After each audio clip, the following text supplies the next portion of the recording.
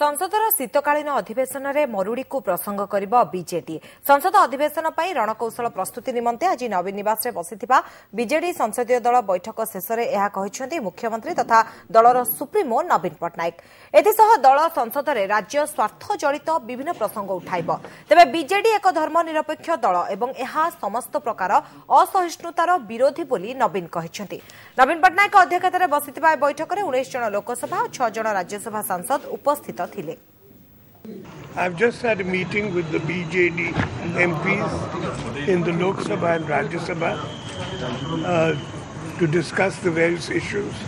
relating to our state, to be discussed at the forthcoming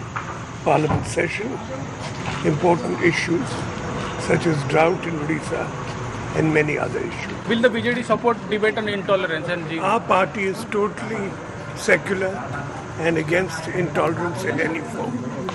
आमे निरवच्छिन्न भाव में लड़ी आसीचु लड़ी चलू एवं आमर विश्वास जे लोकंकर जहाँ दाबी ताहा निश्चित भाव में केंद्र सरकार दब से दामोदर दास मोदी हूँ तो जीए हूँ सी देवे ओडिशा लोक जहाँ चाहिए सेटा निश्चय मिल मूलरू जेपरिक रही आसी बीजेडी भूमिका होची जे ओडिशार हितरे आमे गोटे कंस्ट्रक्टिव अपोजिशन भाव में काम करूँ